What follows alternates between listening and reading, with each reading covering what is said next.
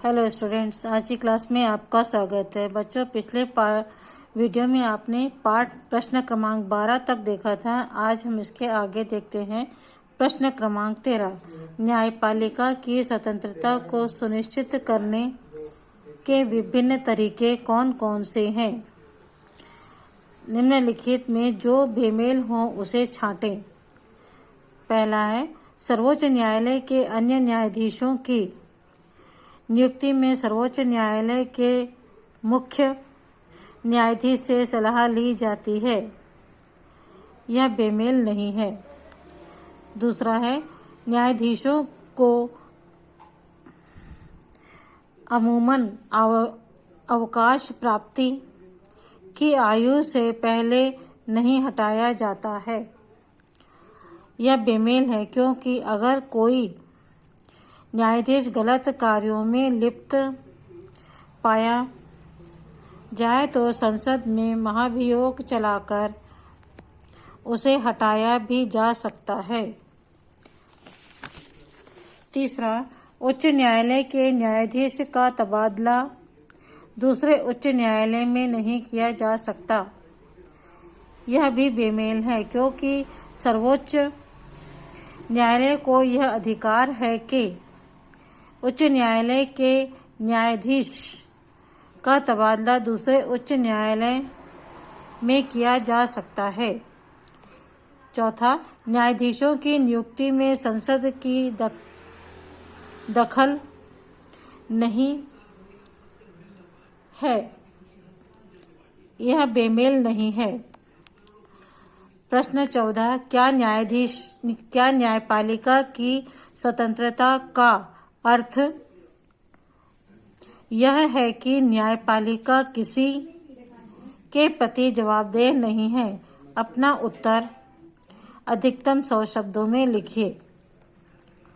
न्यायपालिका की स्वतंत्रता का अर्थ यह है कि यह कदापि नहीं है कि न्यायपालिका किसी के प्रति जवाबदेह नहीं है। न्यायपालिका को अपना कार्य संवैधानिक दायरे में रहकर करना होता है।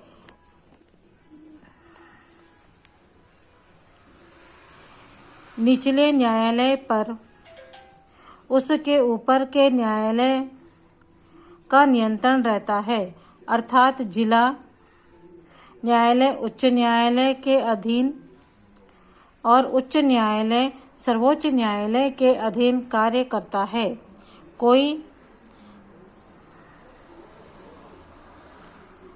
यदि सर्वोच्च न्यायालय का कोई न्यायाधीश संविधान के विरुद्ध कार्य करता है, तब ऐसी स्थिति में उसके विरुद्ध महाभियोग लगाकर संसद के दोनों सदनों में विशेष बहुमत से पारित प्रस्ताव द्वारा तथा राष्ट्रपति के हस्ताक्षर होने के बाद संबंधित न्यायाधीश को उसके पद से हटाया जा सकता है। अतः न्यायपालिका की जवाबदेही संविधान के प्रति सुनिश्चित की गई है। अगला प्रश्न 15, न्यायपालिका की स्वतंत्रता को बनाए रखने के लिए संविधान के विभिन्न प्रावधान कौन कौन से हैं? न्यायपालिका की स्वतंत्रता को बनाए रखने के लिए संविधान के विभिन्न प्रावधान निम्न हैं। पहला, न्यायपालिका के न्यायाधीशों को संविधान द्वारा स्वतंत्रता दी गई है कि वह बिना किसी दबाव के निर्णय दे सकते हैं। सर्वोच्च न्यायालय व उच्च न्यायालय के न्यायाधीशों की नियुक्ति राष्ट्रपति द्वारा की जाती है, जिसमें कार्यपालिका का कोई दखल नहीं होता है। तीसरा, सर्वोच्च न्यायालय व न्यायालय के न्यायाधीशों की नियुक्ति न्यायाधीशों को कार्यपालिका नहीं हटा सकती। उन्हें केवल संसद द्वारा महाभियोग की प्रक्रिया द्वारा हटाया जा सकता है। न्यायाधीशों द्वारा दिए गए निर्णय तथा उनके आचरण पर कोई भी बातचीत विधायिका में नहीं की जा सकती। अगला प्रश्न 16, सामाजिक बदलाव लाने के लिए संविधान में भारतीय राज्य को बहुत सी शक्तियां दी गई हैं। क्या आपको लगता है कि इन शक्तियों का उचित उपयोग किया गया है? क्या यह वंचित और गरीब तबकों के हित में किया गया है या प्रभावशाली तबकों के पक्ष में किया गया है? उत्तर, संविधान में दी गई शक्तियों का राज्य में उचित उपयोग करते हुए वंचित एवं गरीब तबकों के हित में अनेक कदम उठाए गए हैं। यह निम्नलिखित तथ्यों से स्पष्ट है। हित में अनेक कानून बनाए गए हैं।